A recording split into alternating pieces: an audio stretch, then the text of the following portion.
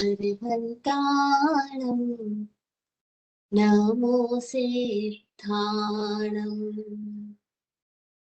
नमो आयर्याणं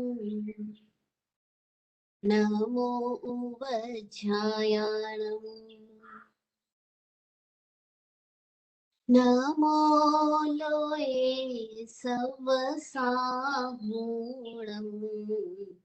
ऐसु पञ्चनमोक्कारो सर्वपावपणासनो मङ्गलानं च सवेसिं पढमं हवै मङ्गलम् पढमं हवै मङ्गलम्।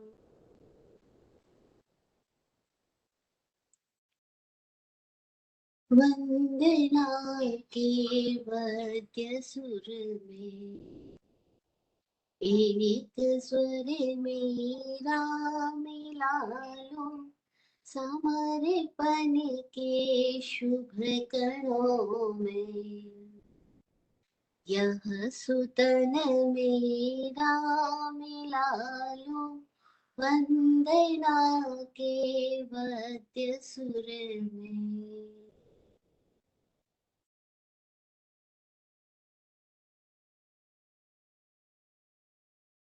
चरम तीर्थेश समर भगवान महावीर स्वामी को वंदने नमन। समस्त चतुर्विद तीर्थ को प्रणाम। दृष्टि प्रदाता सद्गुरुदेव को वंदन नमन। प्रतिपल इस जीवन को सहयोग देने वाले हर प्रत्यक्ष अप्रत्यक्ष समस्त षट जीवनिकायों का आभार आभार आभार।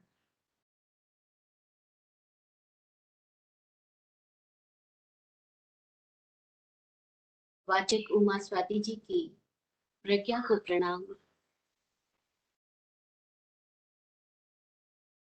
सिद्धा सिद्धिं मम दिसन्तु सिद्धा सिद्धिं मम दिसन्तु सिद्धा सिद्धिं मम दिसन्तु। जय हो।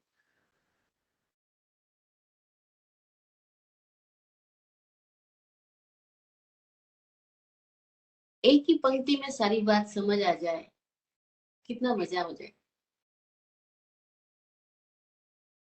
कि हम ही हमारे शत्रु है, हम ही हमारे मित्र है, हम ही हमारे बाधक है और हम ही हमारे साधक है।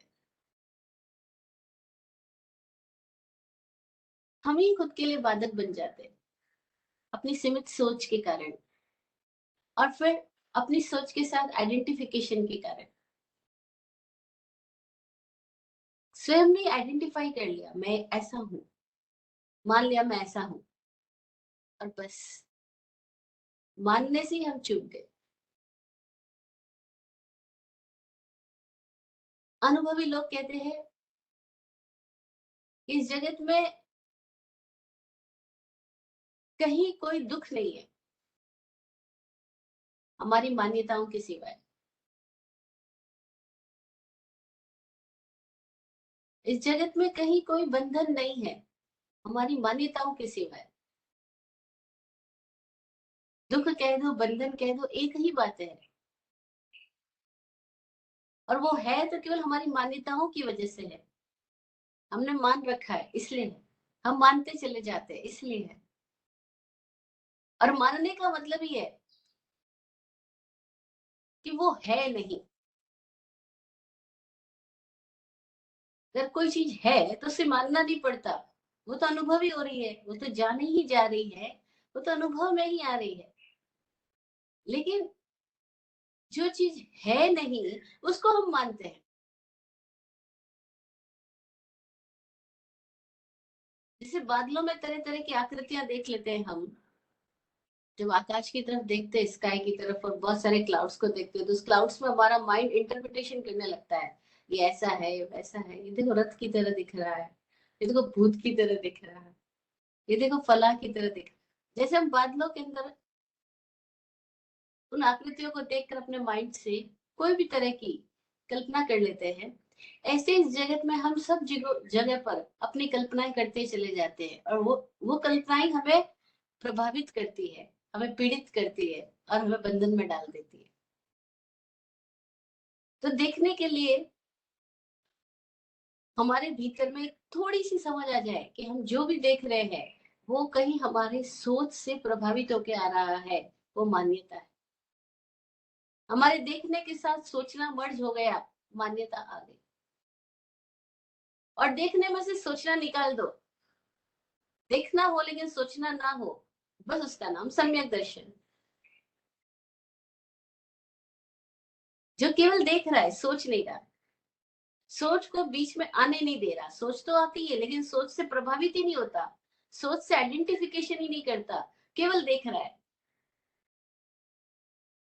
तो वो अस्तित्व को जानता है, सत्य को पहचानता है। वाचक कुमार स्वाति जी कह रहे हैं, अपनी प्रज्ञा को जगाने के लिए आपको सीखना होगा, क्योंकि हम जहाँ खड़े हैं वहां अभी हमारी प्रज्ञा जागृत नहीं हो रही है। तो हमें सीखना होगा, लर्निंग करनी होगी। लर्निंग के दो तरीके बताए, प्रमाण नई रधिगमः, प्रमाण और नए से सीखो। प्रमाण की बात करते हुए हमने बात की थी छठे सूत्र में कि हम खुद प्रमाण स्वरूप हो जाए, और हम ही प्रमाण हो सकते हैं, और अन्यथा कोई और प्रमाण नहीं हो सकता। हम ही प्रमाण हो सकते हैं।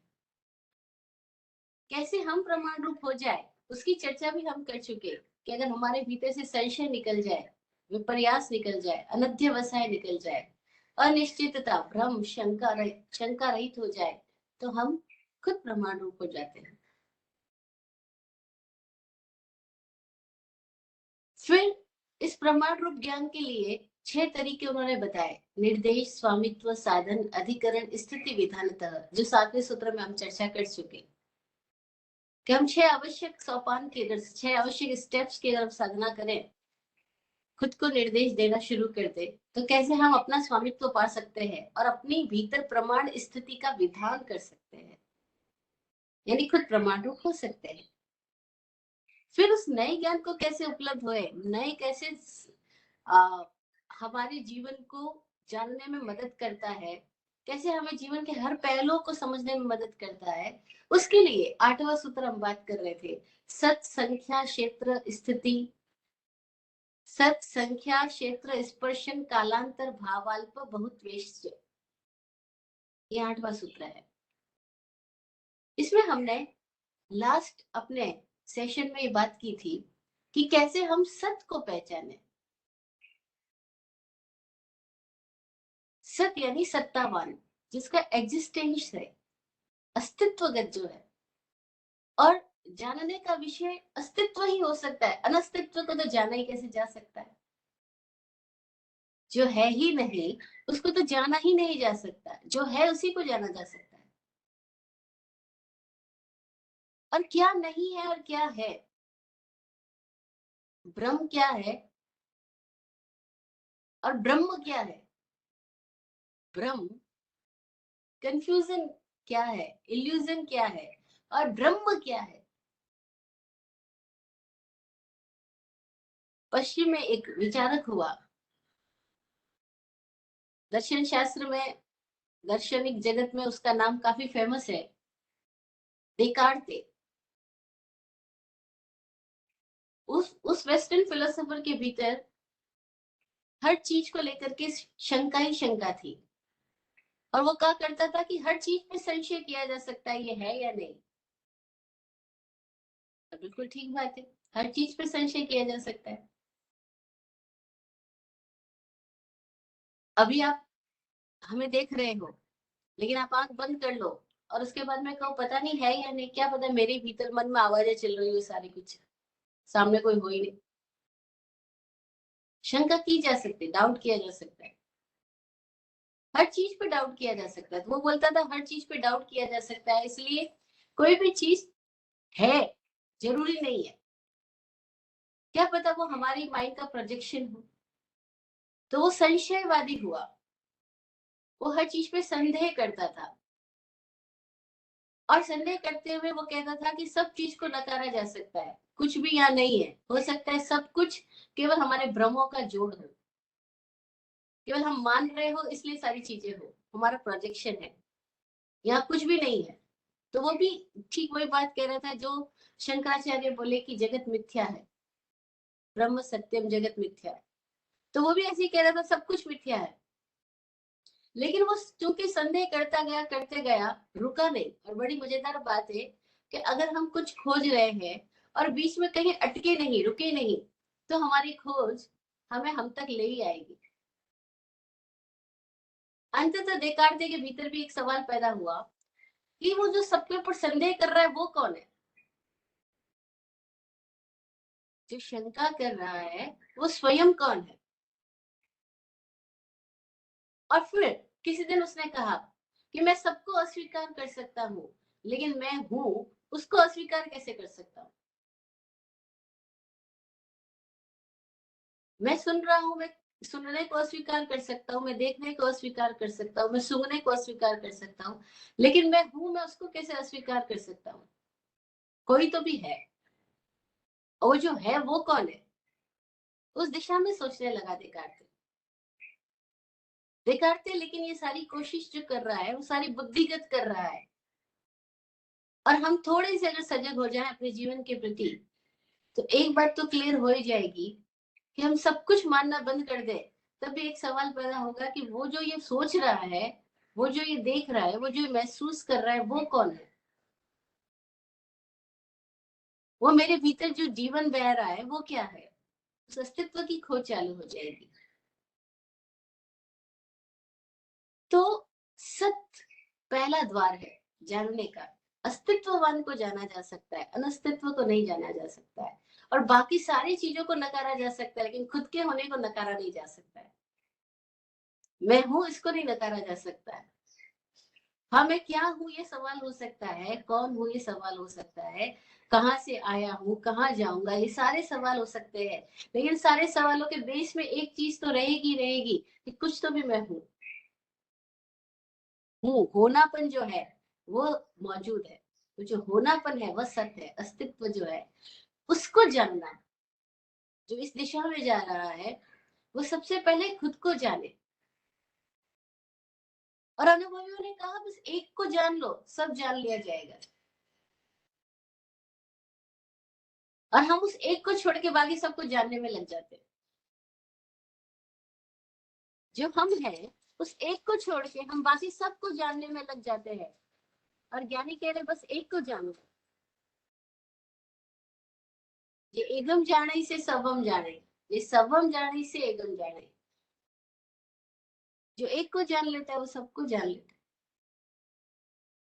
इतने में बात समझ आ जाती तो कितना मजा आता कि हाँ खुद को देख लो, खुद को जान लो। लेकिन हम सब का सारा की सारा इंटरेस्ट बाहर की जगत को जानने का है, दूसरों को जानने का है। तो हमारी सारी सेंसेस बाहर की तरफ जाती है, और जब बाहर जाती है तो वो सब चीजों को बांट बांट के देखती है। क्यों? क्योंकि जैसी दृष्टि बाहर गई अब वो खंड खंड देखेगी, भीतर गई तो अखंड देखेगी। और जो हमारा खंड खंड देखना है उसी को विभंग ज्ञान कहा जाता है, मिथ्या दर्शन कहा जाता है। अब जब खंड खंड देखते हैं, बांट बांट के देखते हैं, तो सेकंड द्वार पैदा होता है, वो है संख्या, नंबर, सत संख्या, क्षेत्र स्पर्शन, काल अंतर, भावाल्प, बहुत वैश्य। ये 8वां सूत्र है जो नए ज्ञान की बात कर रहा है कि ये प्रमाण और नए ज्ञान जो है वो और कितने तरीकों से हो सकता है। तो सत अस्तित्व से खोजना होगा, पहले वो है कि नहीं, है कि नहीं, पहले ये खोजना पड़ा। है तो आगे बात करते हैं, जब है तो आगे बात चल रही है। अब हम सेकंड द्वार पे पहुंच रहे, संख्या, नंबर। अब किसी भी चीज को हमें जानना है तो उसको जानने के लिए अगर हम बाहर की दृष्टि से देख रहे हैं तो हमें संख्या में ही समझना पड़ेगा। संख्या का सहारा लेना होगा। इसीलिए बचपन से हमको सबसे पहले सिखाया गया 1 2 3 4, 1 2 3 4। पूरी दुनिया भर में सारे बच्चों को ये नंबर सिखाए जाते हैं, काउंट करना सिखाया जाता है।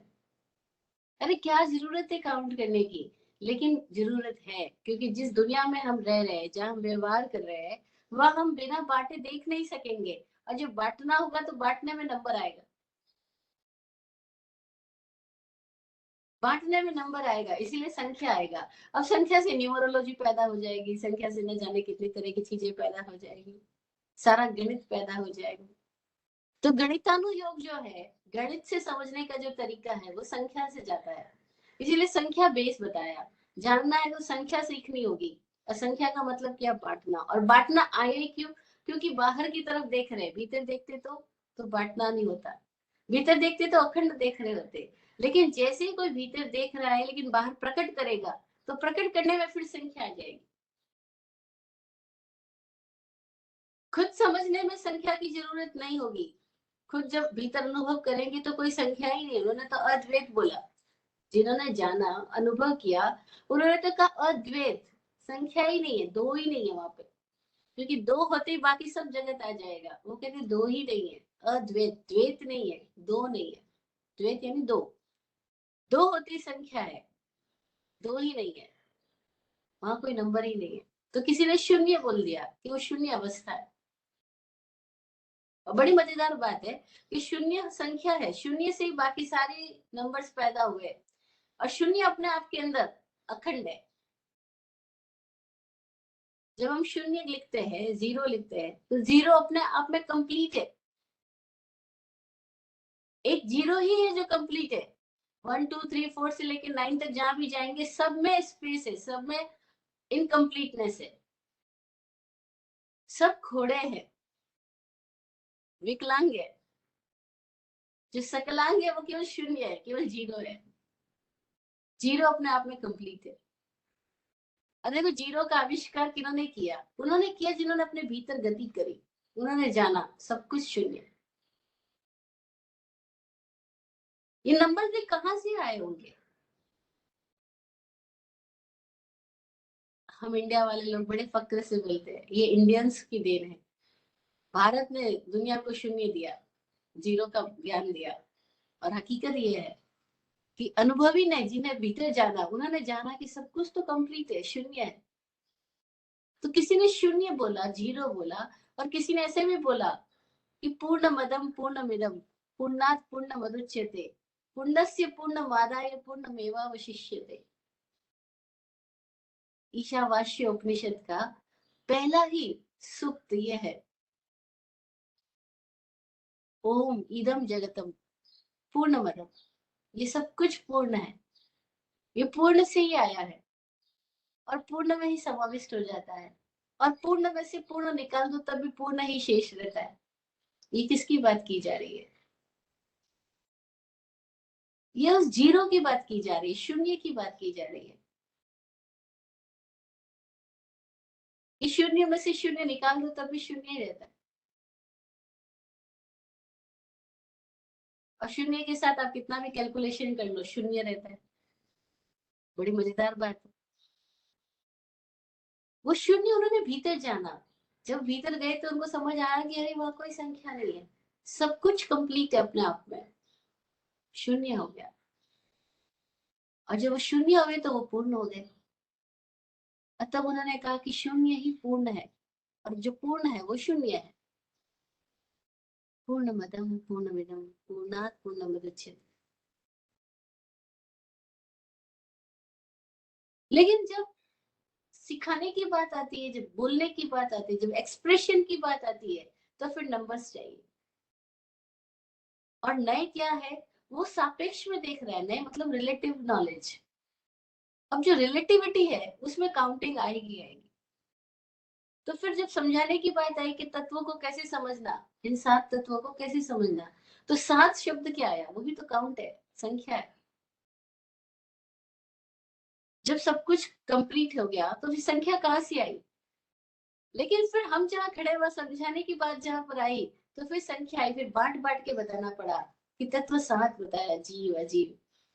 आश्रम संवर, बंध निर्जरा और मोक्ष। और फिर प्रश्न पैदा होता है, क्योंकि जब बांटने जा रहे हो तो फिर बांटते ही जाओगे, न जाने कहां तक बांटोगे। तो फिर प्रश्न पैदा, फिर जीव को कैसे समझना।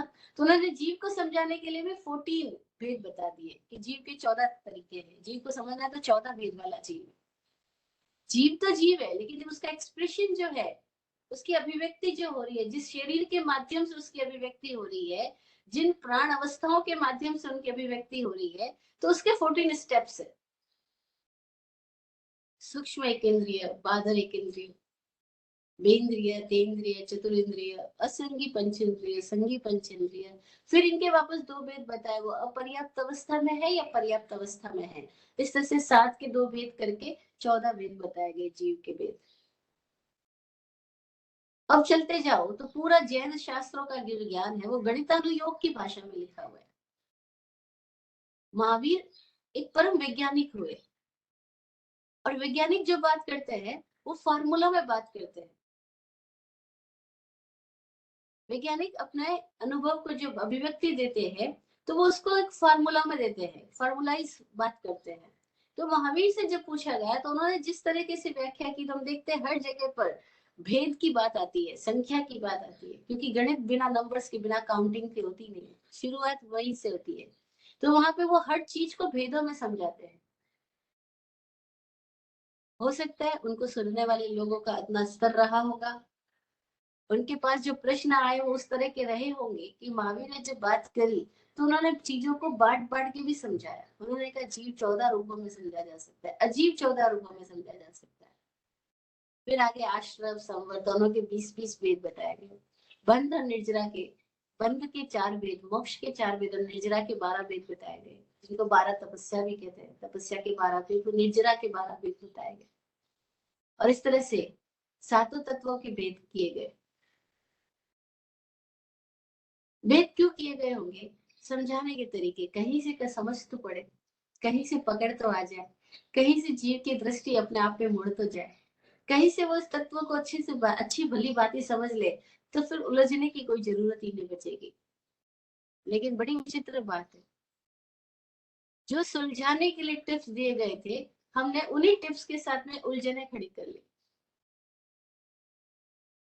जो सुलझाने के सूत्र थे, हमने उन सारे सूत्रों को उलझा दिया। छोटा बच्चा नहीं करता, वो धागे की जो गट्टी है उसको लेगा और धागे को खोल देगा, और धागों को खोल खोल के बिखेर देगा और सारे धागों को उलझा देगा। उसके पास में चाहे ऊन रख दो, चाहे कोई भी धागे का रख दो, वो सबको उलझा देगा। और उसके बाद में क्या करेगा, अब वो सुलझाने की कोशिश करेगा, और सुलझाने की कोशिश में और ज्यादा उलझने पैदा करेगा, और फिर रोएगा चिल्लाएगा कि अब मैं क्या करूं।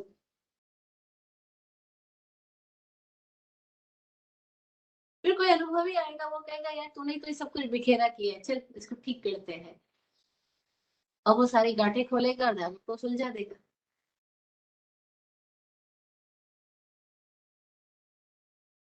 विराट गुरु जी अपनी कविता में कहते थे, जीवन सच्चा सूत्र उलझ कर अकल बिगाड़े।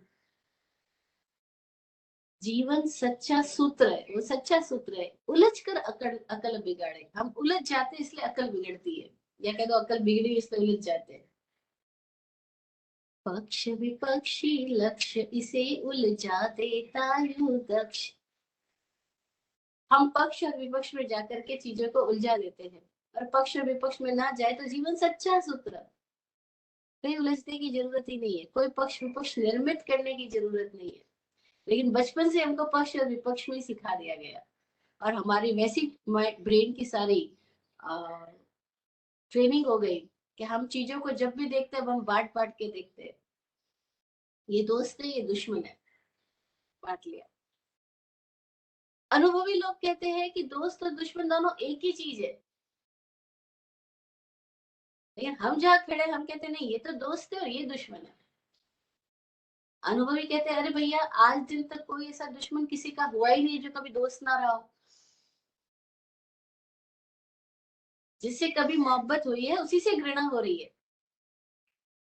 जिसके साथ रहने के लिए खूब प्रार्थनाएं की थी, खूब मन्नतें मांगी थी, आज उसी से परेशान होकर के सोच रहे भैया इसका पिंड कब छूटे। मैं शादी के बारे में नहीं बोल रही हूँ, आप खुद ही समझ जाओगे।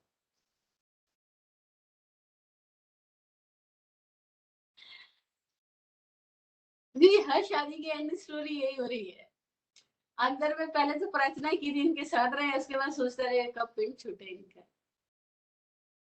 शुरू हो गया कितने साल तक। वो एक लेडी स्वामी जी के साथ बात करते हुए बोल रही थी कि हर चीज की मियाद पूरी हो जाती है, या तो मियाद ही पूरी नहीं हो रही है, कितनी सजा मिलेगी आखिरकार। कि जेल में भी चले जाते तो सजा का कोई तो फिक्स हो जाता कि चलो 20 साल के बाद आप फ्री हो गए, या तो इस कैद से रिहाई नहीं है, पूरी जिंदगी भर करना पड़ता है क्या। और बड़ी मजेदार बात है कि कल किसी ने तो खुद ने ही तो चाहा था, बंधन बांधा था, और आज उस बंधन से हम दुखी हो गए हैं। और ऐसा ही हो रहा है। तो दोस्त और दुश्मन हम बांट के देखते हैं ना, वो भी लोग कहते हैं एक ही चीज है। ऐसी प्रॉफिट और लॉस हम बांट के देखते हैं। हम कहते हैं अभी प्रॉफिट हो रहा है, फिर जिस दिन लॉस हो जाता है हम कहते हैं अरे लॉस हो गया। हम बांट के देख रहे हैं, लेकिन अनुभव कहते हैं प्रॉफिट और लॉस एक ही तो चीज है, अलग अलग नहीं है। क्योंकि जब आपको प्रॉफिट हो रहा है किसी को लॉस हो रहा है, और जब किसी को लॉस हो रहा है, जब आपको लॉस हो रहा है तो किसी को प्रॉफिट हो रहा है। ये एक ही सिक्के के दो पहलू है। लेकिन हमें प्रॉफिट आता है तो अच्छा दिखता है, उसके पीछे साथ के साथ लॉस आ रहा है वो हमें दिखाई नहीं पड़ता, और जब दिखता है तो बहुत बुरा लगता है, ये क्यों आ गया, ये कहाँ से आ गया। अरे प्रॉफिट की वजह से ही आया, अगर प्रॉफिट नहीं किया होता तो लॉस भी नहीं आता। प्रॉफिट नहीं किया होता तो लॉस भी नहीं आता। एक आदमी बहुत परेशान हो गया अपनी बीवी से, डिवोर्स का केस चल रहा है। अब डिवोर्स का केस चल रहा है तो और परेशानियां हैं। फिर वो आदमी घबरा करके पूछता है आखिर ये सब झंझट आई कहाँ से। ये डिवोर्स का इतना लंबा केस चल रहा है, हर दिन ये हो रहा है वो हो रहा है, ये डिवोर्स ने परेशान कर रखा है। स्वामी जी मुस्कुरा के बोले भाई डिवोर्स की जड़ कहाँ है, वो तो देख। डिवोर्स की जड़ तो शादी है। जब शादी की थी तब तो मजा आ रहा था, अब डिवोर्स हो रहा है तो परेशान हो रहा है। वही दोनों एक ही सिक्के के दो पहलू है, साथ के साथ है। ऐसे ही हम पैदा हुए और हम मर रहे हैं। एक ही सिक्के के दो पहलू है, जीवन और मरण अलग अलग ही नहीं है। जिस दिन हम जन्म लिए थे उस दिन से ही मरना चालू है। उस क्षण से ही हमारी मृत्यु चालू है जिस क्षण हमारा जन्म हुआ। साथ ही है दोनों, पर दिखाई नहीं पड़ रहे ना। जन्म हुआ, बर्थडे वो याद रहता है, लेकिन वो डेथ डे क्या है, वो कब है वो हमें पता ही नहीं। कोई थोड़े लोग हम में से होते हैं जिनको अपना डेथ डे भी पता रहता है, जो जान लेते हैं कि मैं मरने वाला तो हूँ। जो ये जान लेते हैं कि मैं पैदा हुआ तब से लगातार मरी तो रहा हूँ, बस उनके जीवन से फिर जीवेशना लस्ट ऑफ लाइफ खत्म हो जाती है। और जिसके जीवन से लस्ट ऑफ लाइफ खत्म हो गई, उसके जीवन से अब कोई तरह का डर नहीं रहेगा। क्योंकि सारे डर की जड़ में एक ही चीज है, खुद को पकड़ के रखना। जब हम खुद को पकड़ के रखते हैं तो बाकी सबको पकड़ना चाहते हैं। फिर खुद की सुरक्षा के लिए, सिक्योरिटी के लिए, फिर खुद की सुविधा के लिए, कंफर्ट लेवल के लिए, फिर खुद के मौज शौक के लिए हम सबको पकड़ना चाहते हैं। और खुद से पकड़ छूट गई तो फिर किसको पकड़ना चाहेंगे। लेकिन ये दिखाई नहीं पड़ रहा है हमको कि जीवन और मरण एक ही है, दोस्त और दुश्मन एक ही है, प्रॉफिट और लॉस एक ही है, अपमान और सम्मान एक ही है। वो दिखाई नहीं पड़ रहा है। सम्मान मिलता है बड़ा मजा आता है, अपमान मिलता है परेशान हो जाते हैं। पर हमें समझ ये नहीं आता कि सम्मान और अपमान एक ही तो चीज है।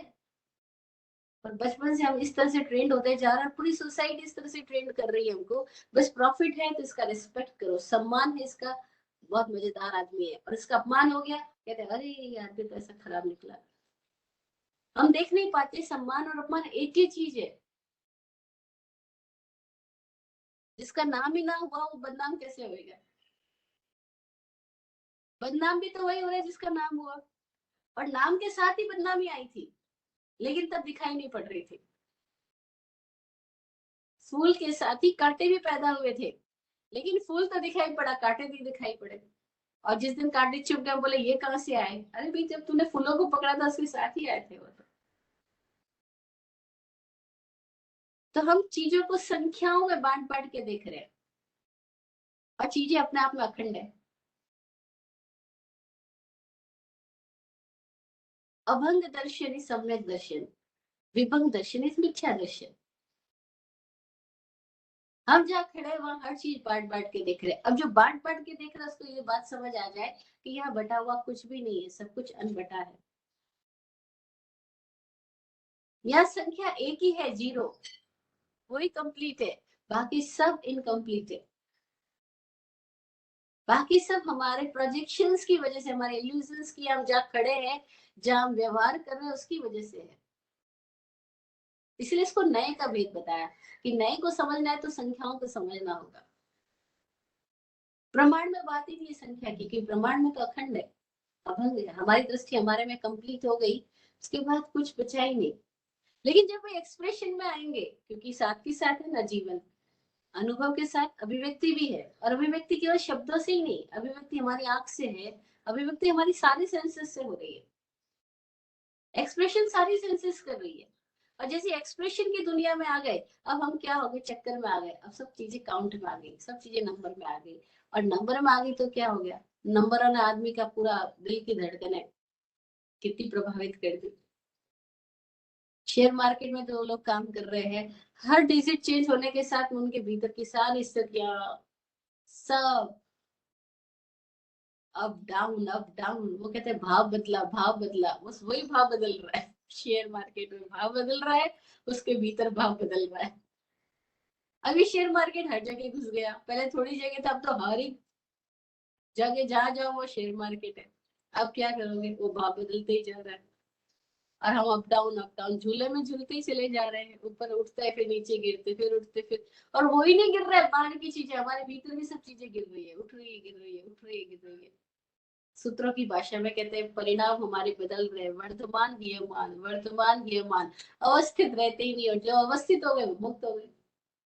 उसको समभाव कहा, समता भाव कहा, अवस्थित हो गया, तटस्थ हो गया, और वो शून्य में बैठ के देखता है, उसके साक्षी भाव में जीना का। और उसके भाव नहीं बदलते, अवस्थित रहा, बाकी तो सब क्षणों में हमारे वर्तमान यमान, up down is going on, going on, going on, not only going on, it's actually running on, भागते ही जा रहे हो। तो संख्या समझ आ जाएगी, संख्या का झमेला क्या है, इस संख्याओं का विज्ञान क्या है। और इसी संख्याओं के विज्ञान से सारा गणित, सारा खेल खेला जा रहा है, सारी इंजीनियरिंग इसी संख्याओं के विज्ञान की वजह से। और फिर जानकार लोग बोलते हैं कि हम पूरी दुनिया को संख्याओं से जान सकते हैं, और ठीक कह रहे हैं। जब संख्याओं का खेल समझ में आ गया तो पूरी दुनिया समझ में आ सकती है। और सारी आकृतियां क्या है, संख्या है,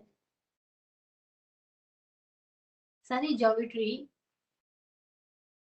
सारा मैथमेटिक्स, सब संख्या की वजह से। अभी संख्या समझ में आ जाए, संख्याओं से सारी रेखाएं हैं, रेखाओं में संख्या है, और इन्हीं से सारे चित्र बन रहे हैं। और जो सारे चित्रों से दृष्टि हटा के अपने चित्रकार में दृष्टि लगा दे खुद के भीतर, वो संख्याओं से, संख्या में रहते हुए संख्या से मुक्त हो गया, नहीं शून्य हो गया, केंद्रस्थ हो गया। और बाकी पूरी जगत संख्याओं के खेल में हम भटकते चले जाते, भागते हैं संख्याओं के पीछे। और जैसे ही बांट बांट के चीजें देखते हैं, अब द्वंद आता है, बांटने के साथ ही कॉन्फ्लिक्ट पैदा हो गया। अब कॉन्फ्लिक्ट क्या हुआ, जो अच्छा लग रहा है उसको पकड़ो, बस अच्छा लगा उसको पकड़ा, उसके साथ ही वो भी आ गया, क्योंकि उस पकड़ के साथ ही दुख भी आ गया। तो सत संख्या जानने का एक तरीका है, संख्याओं से जाना जाए।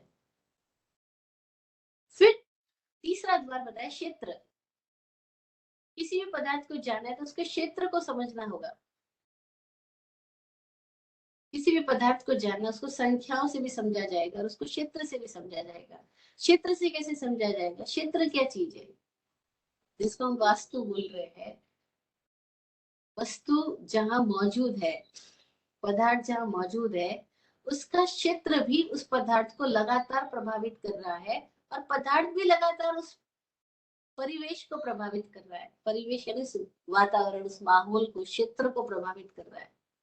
तो पदार्थ का होना उसके परिवेश से जुड़ा हुआ है और परिवेश पूरा पदार्थ से जुड़ा हुआ है। इसीलिए किसी पदार्थ को जानना है तो उसके परिवेश को भी जानना होगा। आज मेडिकल साइंस यहाँ तक डेवलप हुई, डॉक्टर्स ने यहाँ तक रिसर्च करी है कि अगर हमें किसी रोगी का रोग ठीक करना है तो हमें उस रोगी के रोग को पहले पहचानना होगा, डायग्नोज करना होगा। और जब हम उसका निदान करेंगे, उसका डायग्नोज करेंगे, तो हमें खाली रोगी के भीतर शरीर का ही डायग्नोज नहीं करना है, रोगी जहाँ रह रहा है उस वातावरण का भी डायग्नोज करना होगा। क्या पता वो रह ही ऐसे कमरे में रहा है, रह ही ऐसे घर में रहा है, रह ही ऐसे लोगों के बीच में रहा है कि उसका क्षेत्र ही उसके ये सारी बीमारी का कारण बन रहा। और हम देखते हैं कई बीमारियां पर्टिकुलर एरिया में होती है, उस पर्टिकुलर एरिया से चले जाओ वो बीमारियां चली जाती।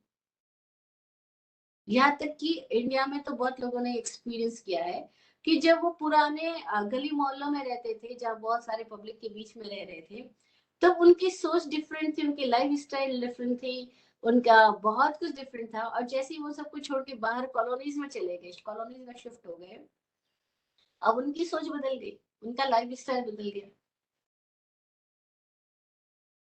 ऐसे कैसे हो गया? क्षेत्र बदलते ही उनकी मानसिकता बदलने लग गई, क्षेत्र बदलते ही उनकी थोड़ी थोड़ी समझ बदलने लग गई कि अरे, अब पहले जब उस क्षेत्र में रह रहे थे वहां दिन रात एक दूसरे के साथ में नुक्ताचीनी, कानाफूसी चालू थी, तो सबकी नजर दूसरों पर जा रही थी, सारी एनर्जी दूसरी दिशा में जा रही है। और क्षेत्र बदला, एनर्जी के सब्जेक्ट्स चेंज हुए, तो उनकी life of quality of life different होने लग गई। क्षेत्र हर एक चीज को प्रभावित कर रहा है और हर एक चीज क्षेत्र में अपना प्रभाव छोड़ भी रही है। इसीलिए किसी पदार्थ को समझना है तो उसके क्षेत्र को समझना होगा। अभी मैंगो की सीजन आ गई इंडिया में, सब लोग आम खा रहे हैं क्योंकि गर्मियां शुरू हो गई। जैसे ही वो आम की बात आती है तो उनके मुंह पे सीधा आम के साथ में एक वर्ड लिखा होता है, रत्नागिरी वाले आम, हापुस आम, कोई कहेगा दशहरी आम। अब वो आम के साथ में वो जो वर्ड जुड़ा, रत्नागिरी वाले आम, ये क्या हुआ? क्षेत्र जुड़ गया। ये हापुस खाना है तो रत्नागिरी वाला हापुस, अरे हापुस रत्नागिरी वाला, ये क्या हुआ? क्षेत्र।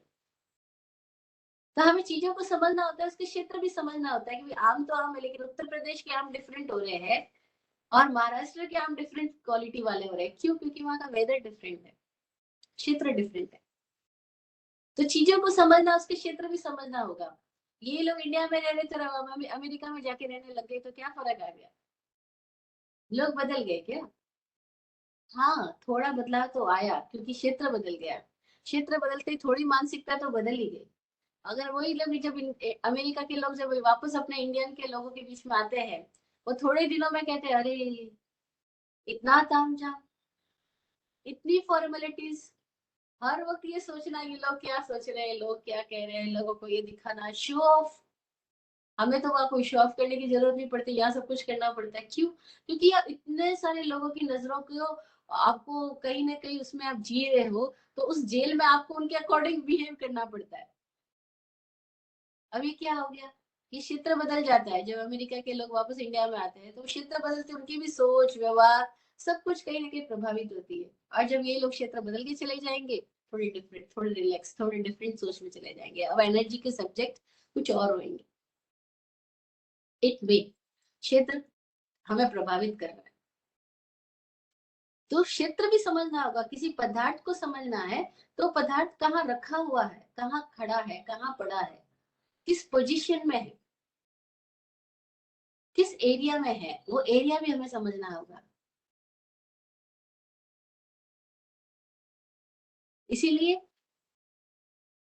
क्षेत्र के ज्ञान के साथ दिशाओं का ज्ञान पैदा हुआ।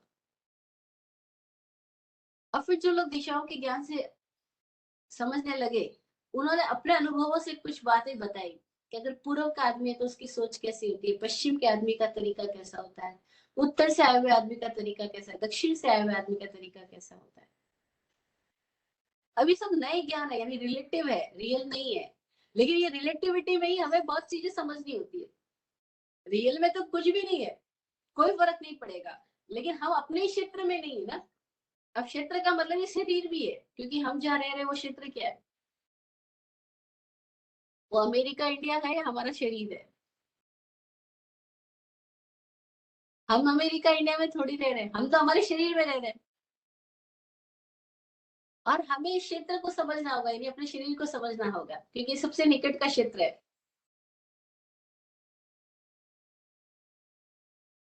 जब हम अपने प्रमाण ज्ञान की तरफ बढ़ रहे हैं तो हमें जिस क्षेत्र का ज्ञान समझना होगा वो क्षेत्र हमारा शरीर है,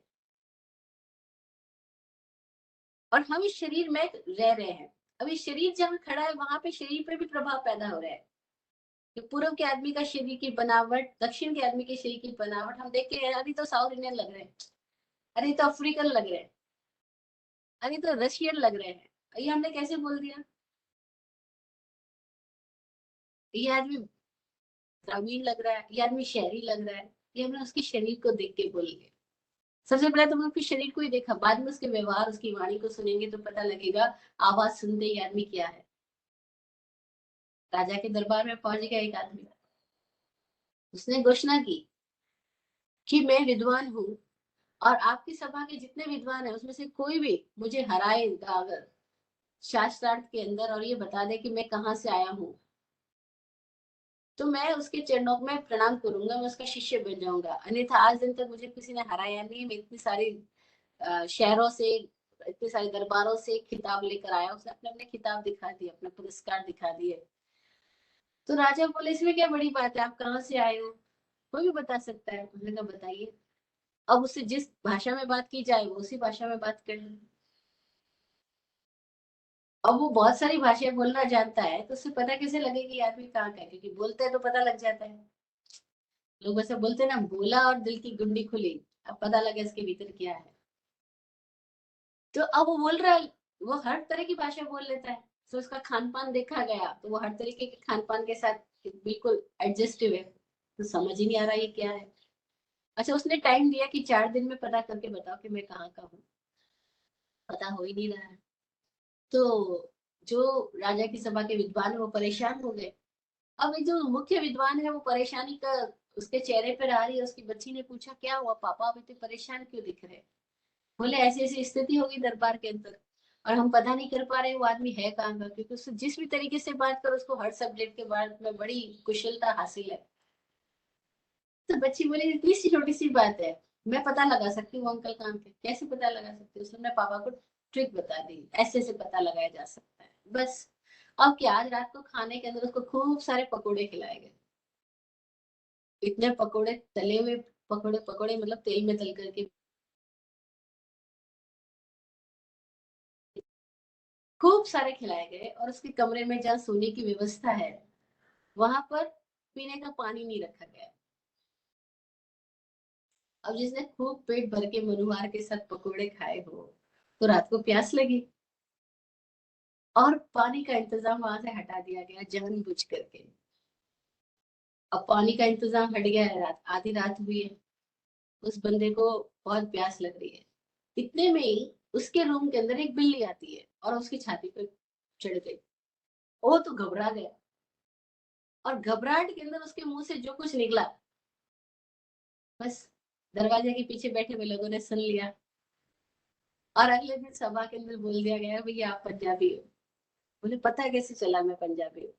बोले आदमी गाली जो निकालता है मुंह में वो पता लग जाता है, वो उसकी अपनी ओन टंग होती है, ओन लैंग्वेज होती है। और इसे पता लग गया है कि गालियों से, आधी रात के बीते जब आपके मुंह से जो गालियां निकली वो बता रही है कि आप क्या हो। क्षेत्र का पता लग गया भाषा से। और क्षेत्र का पता लगते ही बाकी बहुत सारी चीजें पता लग जाती है कि ये आदमी अब इस क्षेत्र का है, तो मोस्ट प्रोबेबली ऐसा ऐसा इसका नेचर होगा, ऐसी ऐसी इसकी सोच की स्थिति होगी, ऐसा ऐसा इसका लेवल हो सकता है। क्षेत्र के साथ हम बहुत सारी बातें अज्यूम कर लेते हैं, ये नए ज्ञान है। तो क्षेत्र से हमें तत्व को समझना होगा, पदार्थ को समझना होगा, और सबसे पहले क्षेत्र से को समझ। ये सारी बात हम खुद की दिशा में कर रहे हैं, और ये बात अद्भुत है। ये सारे सूत्र जो है वो खुद को जानने और दुनिया को जानने दोनों में समान रूप से काम आएंगे, दोनों में समान रूप से काम आते हैं। खुद को जानना है तब भी यही बात है, दुनिया को जानना है तब भी यही बात है, क्षेत्र समझना होगा। अब खुद को जानना है तो सबसे नजदीक का क्षेत्र हमारा ये शरीर है। और बड़ी गजब की बात है कि हमें बाकी सब चीजों का पता है, खुद के शरीर के भीतर क्या हो रहा है उसका हमें नहीं पता। खुद के शरीर के भीतर क्या हो रहा है। बड़े ज्योतिषी लोग आते हैं, दुनिया भर की बातें करते हैं, चांद की गति से ये हो रहा है इस बार, इस साल सूर्य मंगल मिलेगा तो देश में ये हो जाएगा, केतु का ये प्रभाव होने वाला है, वो सारे प्रभावों की बात कर रहे हैं, लेकिन अपने शरीर के अंदर क्या हो रहा है ये नहीं पता चल रहा है। क्योंकि हम बाहर के भूगोल और खगोल को जानने की दिशा में तो खूब सारे यंत्रों के साथ, खूब सारे तंत्रों के साथ गति कर रहे हैं, लेकिन अपने भीतर जाने का क्या तरीका है, अपने शरीर के भीतर क्या हो रहा है। हम जो खाना ले आ रहे हैं शरीर में, वो खाना शरीर में जाकर के कैसे खून बनता है, कैसे मांस मज्जा बनता है, कैसे हमारी हड्डियों का निर्माण हुआ, ये लंबाई ऐसी क्यों रही, ये कान नाक नाक ऐसे क्यों बने, हमारे भीतर का वायरिंग सिस्टम क्या है, हम कुछ भी नहीं पता। हम अपने क्षेत्र की बात करें, हम सब इतने अनजान है, हमें कुछ नहीं पता। फिर क्या होता है जब कुछ नहीं पता, फिर हमें डॉक्टर जैसा कहते हैं मान लेते हैं। अभी हम जिस घर में गेस्ट है, 2 दिन पहले घर के एक मेंबर को डॉक्टर ने, उनकी जरा सा उल्टी में जरा सा खून आ गया, बस उस डॉक्टर ने इतना कुछ उसके बारे में बता दिया, आपको ये हार्ट में ये प्रॉब्लम हो गई है, ये हो गया वो हो गया, और 8-10 लाख का बिल बना के दे दिया। और वो आदमी थोड़ा घबराया और डॉक्टर का बिजनेस हो गया। क्यों हो पाया? क्योंकि हमें खुद को अपने क्षेत्र का नहीं पता कि हमारा क्षेत्र काम कैसे कर रहा है, हमारे क्षेत्र में क्या चल रहा है। हाँ, भारत में क्या चल रहा है हमें पता है, भारत की राजनीति का हम पता रखेंगे, रशिया यूक्रेन में क्या चल रहा है उसकी राजनीति का हम पता रखेंगे, अमेरिका की राजनीति का हम पता रखेंगे, लेकिन हमारे भीतर जो राजनीति हो रही है, कब कौन राज कर रहा है, वात पित्त कफ, किसका राज बढ़ गया है, किसका राज घट गया, हमें कुछ नहीं पता। अपने क्षेत्र का हमें कोई ज्ञान नहीं है, और जिसको खुद का ही ज्ञान नहीं है उसका क्या स्थिति होगी। 20 साल पढ़ाई करके, सारे चांद तारों नक्षत्रों की गतियों का ज्ञान करके वो युवक लौट रहा है अपने गांव की ओर, और जब गांव के अंदर पहुंच रहा है तब तक शाम हो गई है, 13 हो गया है। वो देख रहा है ऊपर आकाश में क्या नक्षत्र की क्या गति हो रही है, ये आकाश में कहाँ क्या मिल रहा है, कौन सा तारा उदय में आ गया है, कौन सा अस्त हुआ है, वो सब की स्टडी करता हुआ अपने गांव में पहुंच रहा है। और देखा ही नहीं नीचे क्या है, नीचे तो कुआं था, और वो कुएं में गिर गया। अब गिर गया तो जोर से चिल्ला रहा है, अरे कोई बचाओ, अरे कोई बचाओ, अरे कोई निकालो। और गांव के बाहर का एरिया है एकदम, बहुत सारे लोग तो वहां आते जाते नहीं, ना कोई लोग रहते हैं। एक बुढ़िया की झोपड़ी कहीं दूर, उसको आवाज सुनाई दी, कहाँ आवाज कर रहा है। वो पहुंचती है, बड़ी मुश्किल से उसको पता लगता है कि लोग नीचे गिर गया है। उसको निकालने का सारा प्रयास करती है, अंततः युवक बाहर आया। उसने माँ जी को प्रणाम किया और बोला, माँ जी मैं बहुत बड़ा ज्योतिषी हूँ, और ये सब मैं जानता हूँ, नक्षत्रों का क्या क्या प्रभाव होता है हमारे शरीर पे, हमारे जीवन पे, हमारे रिश्तों पे, देश की राजनीति पे। आपको कभी कोई जरूरत पड़े मुझसे सलाह लेना, मुझसे बात कर लेना। वो माँ अपनी लैंग्वेज में बोलती है, बेटा तू इतनी दूर की जानता है तो ये क्यों नहीं जाना कि कुआं कहाँ है, कहाँ गिरेगा तू, जहाँ खड़ा है वहां तो तुझे दिखाई नहीं पड़ रहा, अपने क्षेत्र का तो दिखाई नहीं पड़ रहा, दूसरे सारे आकाश के क्षेत्रों का तू पता कर रहा है कि किसकी गति से क्या देश में हालत होने वाली है, तेरी हालत क्या होने वाली है, तुझे पता नहीं चला 1 मिनट पहले। और ऐसे लाखों ज्योतिषियों की कहानी है। वो सब दूसरों को बनाने में सब बातें करते हैं, तुम्हारे ऊपर ये प्रभाव है, वो प्रभाव है, शनि का प्रभाव है, 7.5 है, ये करवाना पड़ेगा, वो करवाना, वो सारे क्षेत्र भूगोल खगोल की बात कर रहे हैं, लेकिन उनके अपने शरीर में क्या हो रहा है। खून की गति कब बढ़ रही है, कब घट रही है, क्यों बढ़ रही है, क्यों घट रही है, मेरे शरीर की बनावट ऐसी क्यों है, मेरे शरीर में क्या चल रहा है, अपने शरीर के बारे में हमें कुछ पता नहीं। और उस दिशा में कभी हमने सीखा भी नहीं, कभी सोचा भी नहीं कि आंख बंद करके मेरे शरीर में क्या हो रहा है मैं वो चेक करूं, वो जानूं, वो देखूं, मैं अपने शरीर के भीतर के प्रति जागृत हो जाऊं। नहीं होते, इसीलिए तो हम शरीर में कुछ भी खाए जाते हैं, कुछ भी पिए जाते हैं, कुछ भी डाले जाते हैं, और फिर अंततः इस मशीनरी को हम डिस्टर्ब कर देते हैं। और जब बीमार हो जाते हैं फिर डॉक्टर के पास जाते हैं तो डॉक्टर और कुछ खाने को बोल देता है, अब दवाइयां खा लो, पहले जो खा रहे हो गड़बड़ी, अब दवाइयां और खा लो।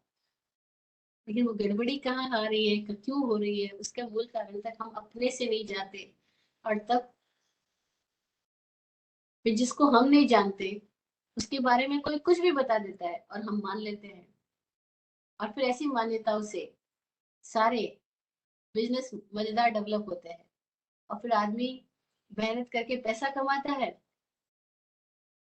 और वो सारा पैसा बीमारी के नाम पे अपने क्षेत्र का ज्ञान नहीं होने की वजह से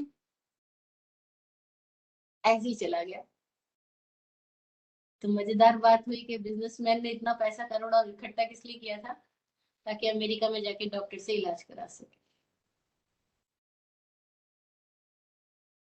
ये क्या हो रहा है, क्योंकि क्षेत्र का ज्ञान नहीं, बाहर के क्षेत्र का है, भीतर के क्षेत्र का नहीं। बाहर के क्षेत्र को देखने में मजा आता है, भीतर के क्षेत्र की तरफ कभी दृष्टि नहीं जाती। क्षेत्र का ज्ञान हो कि जहां मैं रह रहा हूँ, और मैं कहाँ रह रहा हूँ, मैं शरीर में रह रहा हूँ, इस शरीर के क्षेत्र का ज्ञान। फिर जब शरीर का ज्ञान होगा तो मन का ज्ञान भी हो जाएगा, क्योंकि मन इसी शरीर में मौजूद एक सॉफ्टवेयर है। शरीर जिसका जिसका हार्डवेयर है, मन उसका सॉफ्टवेयर है। और तब जब कोई व्यक्ति अपने क्षेत्र का समझ लेता है तो अपनी स्पर्शना समझ लेता है। स्पर्शना क्या है, इसका विषय और आगे है कि कैसे हमें क्षेत्र से स्पर्शना समझ आती है कि मैं कहाँ स्पर्श कर रहा हूँ, कहाँ फैल रहा हूँ, कैसे फैल रहा हूँ, कैसे बाहर जा रहा हूँ, कैसे भीतर आ रहा हूँ। अब उसे स्पर्शना समझ आती है। स्पर्शना का मतलब ये चौथा द्वार है, सत, संख्या, क्षेत्र और स्पर्शना। क्षेत्र वो जो हमारा निवास स्थान। अब हमारा निवास स्थान क्या है, हम देखें। एक निवास स्थान हमारा देश है, प्रदेश है, फिर प्रदेश का छोटा हिस्सा घर है, फिर घर में हम किस कमरे में रह रहे हैं, वो तो हुआ शरीर का क्षेत्रगत निवास स्थान। उससे गहरा हमारा निवास स्थान हमारे शरीर में और मन में, उसको जाने। फिर हमारा निवास स्थान कहाँ है, जब हम तीसरे पॉइंट पे जाते हैं कि जो हमारा असली रूप है, हमारा होनापन है, उसका निवास स्थान कहाँ है, समझ में आएगा तो पूरी दुनिया में ही है। जो क्षेत्र की उस सूक्ष्म समझ तक पहुंच गए, फिर वो बोले, जैसे एक समझ तक लोग पहुंचे, वो बोले वसुधैव कुटुंबकम, कि पूरी पृथ्वी हमारा घर है, पूरी पृथ्वी हमारा निवास स्थान है। फिर जो कोई और गहरे क्षेत्र तक पहुंच गए, क्षेत्र की सूक्ष्मतम समझ तक पहुंचे, वो क्या बोले, वो बोले यत पिंडे तद ब्रह्मांडे, कि मेरे पिंड में ही पूरा ब्रह्मांड है और मैं पूरे ब्रह्मांड में समाया हुआ हूँ। अब उनके भीतर से सारी दीवारें खत्म हो गई, जो क्षेत्रगत स्थितियों से जा रहे थे, खोजते खोजते खोजते खोजते उस पॉइंट तक पहुंच गए। और वो कहते हैं कोई भेद ही नहीं है, कोई दीवार ही नहीं है, मैं एक ही टाइम में पूरी दुनिया में हूँ, पूरे क्षेत्र में हूँ। इसीलिए जब जीसस से पूछा गया कब आए, बोला अल्फा से पहले हूँ, अल्फा से पहले हूँ। यानी beyond the words, beyond the number. ए शुरू हुआ उसके पहले मैं हूँ, इसीलिए हमने अनादि बोला। आदि नहीं है, उसकी स्टार्टिंग ही नहीं है। अब ये बात कैसी आई उनके भीतर, जब वो अपना क्षेत्र खोजते गए, मैं हूँ कहाँ का, मैं हूँ कहाँ से। और सबको खोजना होता है अपना क्षेत्र। और बड़ी मजेदार बात है, जो अपने क्षेत्र को खोजते हैं वो खुद को जानने के साथ में न जाने क्या क्या क्या क्या क्या क्या सूत्र समझ लेते हैं। हम भी बाहर ढूंढते हैं, अपनी बिलोंगिंग ढूंढते हैं कि मैं किससे अटैच हूँ, किससे बिलोंग करता हूँ। आप अमेरिका में रह रहे हैं, अमेरिका में और बहुत सारे इंडियंस रहते हैं। जब आप उनसे बातचीत करते हैं तो आपकी बातचीत का ही मुद्दा होता है आप कहाँ से आए, कौन से क्षेत्र से कनेक्टेड है। अब वो लोग बोलते हैं इंडिया में हम बंगाल से हैं, कोई बोलते हैं हम कलकत्ता से हैं, कोई हम गुजरात से हैं, मारवाड़ से हैं, कोई मारवाड़ में फला जगह से है। बस आप उनके क्षेत्र के बारे में क्यों जानते हैं, क्यों जानकारी रखना चाहते हैं? क्योंकि आप अपनी एक अंडरस्टैंडिंग डेवलप करना चाहते हैं कि ये गुजराती है तो इसकी सोच ऐसी होगी, हमारी जैसी होगी, अरे मस्त मैच मिल जाएगा। ये मारवाड़ी है तो इसकी सोच वैसी होगी, वैसी मैच। अब आप क्षेत्र के साथ में कितनी सारी चीजें डेवलप कर लेते हैं, फिर क्षेत्र के साथ एसोसिएशन डेवलप हो जाते हैं, फिर कितने एसोसिएशन बन जाएंगे, राजस्थानियों का एसोसिएशन ये है, गुजरातियों का एसोसिएशन ये है। हम मुंबई में देखते हैं क्योंकि मुंबई में पूरा दुनिया बस रही है, अभी पूरा भारत बस रहा है। तो मुंबई में कितने ऐसे एसोसिएशन बना दिए, मेवाड़ी एसोसिएशन ये है, मारवाड़ी एसोसिएशन ये है, गुजराती ये, पंजाबी ये, एक्स वाई ये, वाई ये, जेड ये सारे एसोसिएशन क्षेत्र के साथ बन रहे हैं। तो हमारी ये खोज जब क्षेत्र के साथ है तो बाहर में हमने कितने सारे एसोसिएशन, बिलोंगिंग सबको ढूंढ लिया। अगर यही क्षेत्र की सोच भीतर में आ जाए तो हम देखेंगे हमारा निवास स्थान कहाँ पर है, इस शरीर में, इस शरीर में कहाँ है, मन में, तो मन में कहाँ है, तो कहाँ है, कहाँ है। तो हम तीन देशों में रहते हैं। एक दृश्यगत देश जिसको हम बाहर कह रहे, Bharat, China, America, Japan, Germany, रूस, ये दृश्यगत देश है जहाँ शरीर रह रहा है। दूसरा शरीरस्थ प्रदेश, हम शरीर में कहाँ रह रहे हैं, शरीर हमारा रहने का निवास स्थान है। और तीसरा हमारा आत्मगत देश, वो कहाँ है। तो बाहर के देश से बाहर की हमारी वेशभूषा, रहन सहन, खान पान, वाणी व्यवहार सब कुछ कनेक्टेड है। भीतर क्षेत्र में जाएंगे तो हमारी सारी आदि व्याधि उपाधियां सब भीतर कनेक्टेड है, वात पित्त कफ, ये सारी हड्डी, मांस मज्जा, आयुर्विज्ञान सब कुछ भीतर कनेक्टेड है, सब समझ आएगा भीतर जाएंगे तो। फिर इसी भीतर में मन की स्थिति में पहुंचेंगे तो सारी साइकोलॉजी पैदा होगी, मन का विज्ञान, मनस विज्ञान समझ आने लगेगा। और भीतर कोई जाएगा, अपना ही क्षेत्र ढूंढता हुआ कि मैं कहाँ हूँ, मैं हूँ कहाँ, मैं कहाँ हूँ, खुशता जाएगा, खुशता जाएगा। उसको समझ में आएगा मैं यहाँ हूँ, तो पता लगता है अरे मैं जो हूँ उसका संबंध कहाँ से है। और बस वो अपनी जाति को समझ लेगा कि मेरा संबंध ये है, यहाँ से है, तो मेरी जाति ये है। ये सब किसी ने खोज से निकाली हुई जाति, अपना गोत्र, अपनी बिलोंगिंग, अपने भीतर का क्षेत्र उन्होंने खोजा तो उन्हें समझ आया। हमने तो खोजा नहीं, हमने तो मान लिया। हमारे पूर्वजों ने कहा तुम गुजराती हो, हमारे पूर्वजों ने कहा तुम पंजाबी हो, हमारे पूर्वजों ने कहा तुम यहाँ हो, तुम वहां हो, तुम पाकिस्तान में थे इंडिया में आ गए, तुम इंडिया में थे अमेरिका चले गए। अब हमने मान लिया। वो क्षेत्र की खोज हमने नहीं करी है, तो मानी हुई बात है। ये जिन्होंने खुद ने क्षेत्र की खोज करी वो एक गहरी स्थिति तक पहुंचे, और तब वो बोले अरे पूरी पृथ्वी मेरा क्षेत्र है, वसुधैव कुटुंबकम। जब और गहरी खोज करी तो वे पहुंचे अरे पूरा ब्रह्मांड ही मेरा रूप है, मैं ही ब्रह्मांड, ब्रह्मांड ही मैं हूँ, ये पिंड तत् ब्रह्मांड है, ये ब्रह्मांड तत् पिंड है। वो क्षेत्र की खोज करते करते कैसे पहुंच गए, और उन्होंने कहा अरे पूरा ब्रह्मांड मेरा शरीर है, मैं ब्रह्मांड काया हूँ, ब्रह्म काया हूँ, मैं ही विराट हूँ। विराट गुरु जी बताते हैं अपने अनुभवों की बात। वो कहते थे जब मैं बचपन से ही कविता लिखता था तो मैं हमेशा अपने नाम को अकेला लिखता था। वो नाम, अपने नाम का प्रयोग अकेला करते थे। वो कहते मुझे लगता है मैं अकेला ही हूँ, क्योंकि मुझे किसी के साथ अपना कोई बिलोंगिंग समझ ही नहीं आई, जिस घर में पैदा हुआ वहां समझ नहीं आई, किसी लोग जिनके जिस क्षेत्र में रह रहा हूँ वहां समझ नहीं आई, मुझे लगता ही नहीं मैं यहाँ का आदमी भी हूँ। तो वो अपने आप को अकेला कहते थे।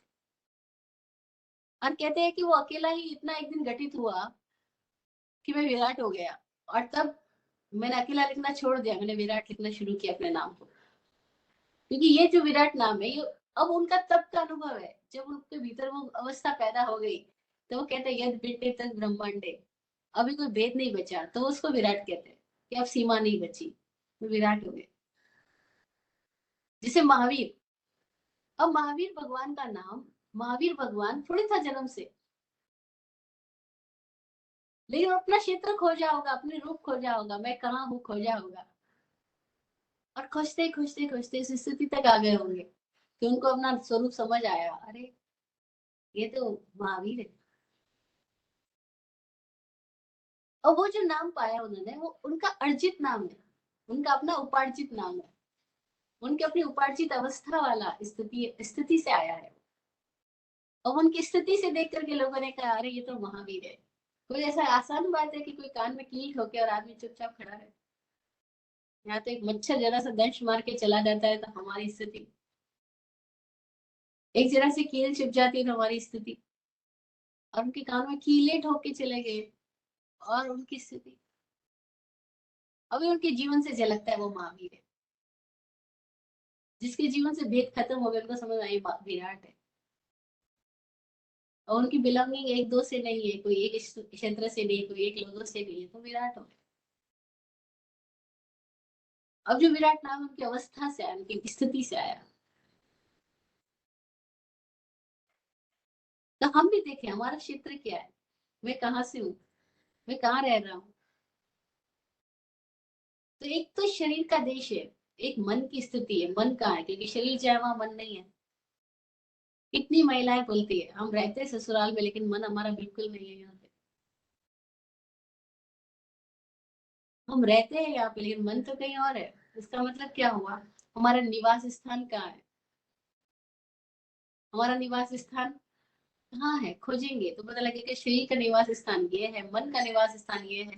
फिर और खोजते जाए हमारा निवास स्थान कहाँ है, तो शायद हमें से कोई स्थिति में पहुंच जाए जिसको पता लग जाए उसका निवास स्थान कहाँ है। यद पिंड है तद ब्रह्मांड। तो क्षेत्र की खोज की, हम कहाँ स्थिति तक जा सकते हैं अपना क्षेत्र खोजते खोजते।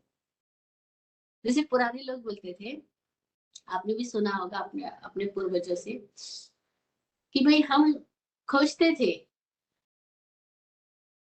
और इस हम अपना दाना पानी खोजते खोजते हम कहाँ से कहाँ आ गए। नहीं मारवाड़ से उठे और कलकत्ता बस गए, कोई चेन्नई बस गए, कोई बेंगलोर बस गए। अब वो बोलते हैं कि हमें समझ में आया हमारी जो रोजगारी है, जो दाना पानी वो यहाँ से जुड़ी हुई, इस एरिया के साथ जुड़ी हुई है। तो वो क्षेत्र खोजते हुए गए। अब वो क्षेत्र को क्यों खोज रहे थे, उनके भीतर तो कोई भूख थी उसकी वजह से गए। क्या हमारे भीतर भी ऐसी भूख है कि मैं कहाँ से हूँ, मेरी बिलोंगिंग का, और वो भूख हमें अपने अंदर ले जाए, आंख बंद करके अपने भीतर का क्षेत्र खोजने लग जाए, तो बड़ी मजेदार बात होगी। हमारे भीतर भी वो नाल स्फुटित होएगी जिससे पता लगेगा मेरी बिलोंगिंग कहाँ से है। अभी बोलना तो मानना हो जाएगा, अनुभव नहीं होगा। जब अनुभव से आएगा तो कहेंगे अरे वाह, मैं और संसार एक ही है, अलग अलग है ही नहीं। मैं और ब्रह्मांड एक ही है। लेकिन ये बात अनुभूति से किसी के भीतर आई है, हमारे भीतर हमारे अनुभव से आए, तो इस क्षेत्र की दिशा से हम पहुंच सकते हैं, संख्या की दिशा से हम पहुंच सकते हैं, और स्पर्शना की दिशा से हम पहुंच सकते हैं। स्पर्शना क्या है इसको समझना। तत्वार सूत्र की व्याख्या करने वाले लोग ऐसा लिखते हैं कि वर्तमानवर्ती निवास स्थान को क्षेत्र बोलते हैं और त्रिकालवर्ती निवास स्थान को स्पर्शना बोलते हैं। हमने कहाँ का स्पर्शना की है, इसको ऐसे समझ सकते हैं हमारा प्रभाव कहाँ कहाँ तक है, हम कहाँ तक फैले हुए हैं। हम एक क्षेत्र में बैठे हुए, प्रभाव हमारा कहाँ तक है। आज की दुनिया में तो बहुत इजी कॉमन से हमें समझ आती है बात कि हम यहाँ बैठे और अमेरिका से कनेक्टेड है, हम यहाँ बैठे हैं पूरी दुनिया से कनेक्टेड है। तो अभी तो हमारा स्पर्शना कहाँ तक हो गई, पूरी धरती पे हमारी स्पर्शना हो सकती है। कई सारे देशों में हमारी स्पर्शना हो रही है। हम एक जगह बैठे हुए, हम प्रभावित कहाँ तक कर रहे हैं, कहाँ से टच है और कहाँ का टच ले रहे हैं। तो यहाँ बैठे बैठे हम कितने सारे स्थानों के साथ हम कनेक्ट हो रहे हैं, due to internet, due to this media, due to all this sites, social sites के थ्रू हम सब अपना स्पर्शना में लगे हुए हैं, हमारी स्पर्शना फैल जाए। वो स्पर्शना जो फैल रही है वो कहाँ तक फैल सकती है। सारी दुनिया इसी तो दौड़ में है कि कैसे हमारा प्रभाव बढ़ जाए। हर कंपनी ये सोचती है हमारी रीच कहाँ तक पहुंचेगी, हमारा प्रोडक्ट कहाँ तक पहुंच सकता है। वो अपनी स्पर्शना बढ़ाने में लगे हुए, हम सब अपनी स्पर्शना बढ़ाने में लगे, हमारा इंप्रेशन कहाँ तक पहुंचता है, कहाँ तक हमारा प्रोडक्ट पहुंच सकता है, कहाँ तक हमारी आवाज पहुंच सकती है, कहाँ तक हमारा चित्र पहुंच सकता है। और देखो इस खोज ने आदमी के भीतर कितनी कितनी इन्वेंशंस पैदा की और हम कहां से कहां पहुंच गए। आज से अब 500 साल पीछे जाए, हम उसको अवधि ज्ञान बोलते थे कि जो यहाँ बैठे हुए कहीं और की बात बता दे। आज तो अवधि ज्ञान सबके हाथ में है, एक बटन दबाओ, आपको जहां से जुड़ना है वहां जुड़ जाओ। अब ये अवधि ज्ञान क्या हो गया, जो इतने लोग साधना करके, तपस्या करके, आंखें बंद करके, न जाने मंत्र जाप करके, क्या क्या करके वो अवधि ज्ञान प्राप्त करते थे, वो अवधि ज्ञान तो आज दूरदर्शन से हो ही गया, मीडिया से हो ही गया, इंटरनेट से हो ही गया। हाँ, बस एक मोबाइल और सारी दुनिया मुट्ठी में है। कर लो दुनिया मुट्ठी में। तो स्पर्श ना हमारी रीच कहाँ तक है भाई। अब ये जो रीच हो रही है सारी मीडियम्स के, वो ही हमें इतनी आश्चर्यचकित कर रही है कि हम यहाँ बैठे हुए दुनिया भर की स्टडी कर सकते हैं, दुनिया भर को देख सकते हैं। कोई कहीं से बैठे कहीं पे बिजनेस कर सकता है। आज बिजनेस के लिए पहले बोलते थे इंफ्रास्ट्रक्चर चाहिए, कैपिटल चाहिए, ये चाहिए। बिजनेस शुरू करने के लिए हमें बहुत कुछ निश्चित नियम चाहिए, अभी कुछ नहीं चाहिए, केवल इंटरनेट प्रॉपर आना चाहिए। अगर इंटरनेट का कनेक्शन है, आप घर में बैठे कहीं से बिजनेस करो, एक कोने से अपने फोन के साथ, और कहीं तक भी फैल जाओ, कहीं से भी सामान ले लो, कहीं पे भी सामान भेज दो, बस आपके पास इंटरनेट होना चाहिए। तो स्पर्शना बिल्कुल बदल गई। अभी स्पर्शना पूरी दुनिया के साथ हो गई, क्या वो स्पर्शना खुद के साथ भी हो गई है? वो फैलाव, वो कनेक्टिविटी पूरी दुनिया के साथ कितना आसान हो गया। लेकिन क्या खुद के साथ भी उतना ही आसान हो गया क्या कि हम आंख बंद करें और खुद को पूरा स्पर्श कर ले? अरे खुद का टच क्या है वो हमें नहीं पता, फिजिकल टर्म में तो शायद पता है, लेकिन इंटरनली हमारा टच क्या है हमें पता ही नहीं। हम अपना आप को स्पर्श कैसे कर ले?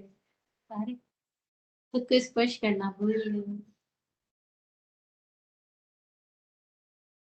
तो जानने का तरीका है क्षेत्र से जानो, जानने का तरीका है संख्या से जानो, जानने का तरीका है स्पर्शना से जानो।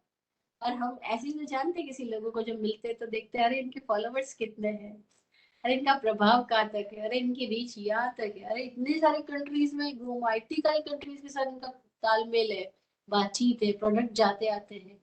बस हमारे दिमाग में एक अलग इंप्रेशन पैदा हो जाएगा, क्योंकि इनकी स्पर्शना बहुत ज्यादा है। हम कहते हैं बड़ा आदमी है। जब पहली पहली बार सुना तो मुझे बड़ी हैरानी होती थी, जब मैं फर्स्ट टाइम दिल्ली के अंदर थी और वहां लोग बोलते थे ये 100 करोड़ का आदमी है, 10 करोड़ का आदमी है। मैं समझी क्या है 10 करोड़ का आदमी, फिर समझ में आया ये आदमी को नहीं देखते, आदमी के साथ काउंटिंग नंबर कितने हैं संख्या से देखते हैं। ये संख्या इतनी सारी डिजिट्स है, यानी ये आदमी ये वर्थ वैल्यू का, इतने पैसे इसके पास है। हाँ, आदमी से कोई मतलब नहीं, तुम्हारी संख्या डिजिट क्या है। और आज भी आदमी आदमी का है तो सारे डिजिट्स हो गए। अगर हमारे पास आपका फोन नंबर ना हो, आपके पास हमारा फोन नंबर ना हो, हम तो गायब हो गए। आज हर आदमी को एक एक नंबर अलाउड किए गए हैं, और हर आदमी अपने नंबर्स की वजह से दूसरे नंबर्स के साथ कनेक्ट हो रहा है। संख्या, क्षेत्र और स्पर्शना, यानी प्रभाव फैलना। स्पर्श कहाँ तक, टच कहाँ तक कर पाते हो? तो बाहर की दुनिया में जानना है, जीना है, सक्सेसफुल कहलाना है तो अपना टच बढ़ाओ। लेकिन अगर आपको मुक्त होना है तो अपने टच में जाओ। आपका टच का, अपना टच देख लो, दिलदार हो जाएगा। और अपना टच देख लिया तो कहीं अटैचमेंट की बात ही नहीं बचेगी। अपना टच नहीं है तो अटैचमेंट होएगा, और अटैचमेंट होएगा तो सो मेनी इश्यूज। तो इस स्पर्शना को समझो, स्पर्शना से हमें ज्ञान होगा। तो इस तरह से हमने जाना सत, संख्या, क्षेत्र, स्पर्शना, चार द्वार के अंदर बात की। अभी चार द्वार की बात बाकी है। एक ही सूत्र के अंदर 8 द्वार बताए गए हैं। द्वार यानी दरवाजे, द्वार यानी ऑप्शंस, जिससे हम किसी चीज को समझ सकते हैं। तो ये जानने के तरीकों की बात चल रही है कि हम कैसे कैसे जान सकते हैं। तो हम जिन तरीकों से खुद को जान सकते हैं उन्हीं तरीकों से दुनिया को जान सकते हैं। दरवाजे बीच में होते हैं, वो अंदर भी ले जाते हैं और बाहर भी ले आते हैं। और ये द्वार है, दरवाजे है, ये हमें अपने अंदर भी ले जाने में मदद करेंगे और बाहर भी। बाहर तो हम जा ही रहे हैं, उसका तो हमें परिचय है। भीतर कैसे आ जाए, उसकी हमें साधना करनी होगी। उसके लिए हमें अपने सारे द्वारों को भीतर ले जाना होगा। सत से, संख्या से, क्षेत्र से और स्पर्शना से। 4 की हमने बात की, आगे 4 है काल से जानना, अंतर से जानना, अल्पा बहुत्व से जानना, और काल अंतर अल्पा बहुत्वेश्च, काल अंतर भाव अल्पा बहुत्वेश्च, भाव से जानना। ये 4 की बात हम अब अपने नेक्स्ट सेशन में करेंगे। आज इतना ही रखते हैं, बात यही पूरी करते हैं। अमेरिका वालों को सोना है, इंडिया वाले जाग गए हैं। सबको गुड नाइट, गुड मॉर्निंग, जय हो, सबका मंगल हो। विराट गुरु जी के द्वारा दिया गया सबको आशीर्वचन जो उनकी दुआओं में है, आपके लिए पढ़ती हूँ। आप फूलो फलो हो जिंदगी मखमल मुलायम, आप फूलो फलो हो जिंदगी मखमल मुलायम, आपकी हर खुशी पे है हमारी जान सदके, दुआ करते हैं चुपचाप दिल की थाप से हम, दुआ करते हैं चुपचाप दिल की थाप से हम, रहे जाते नवाजे हर घड़ी अरमान सबके, अमन और चैन से गुजरे आपका वक्त सारा, अमन और चैन से गुजरे आपका वक्त सारा, रुख पे खिलती रहे यूं रूह की मुस्कान खुल के, रुख पे खिलती रहे यूं रूह की मुस्कान खुल के। जय हो, जय हो, जय हो। सबका कल्याण। ओम शांति, शांति।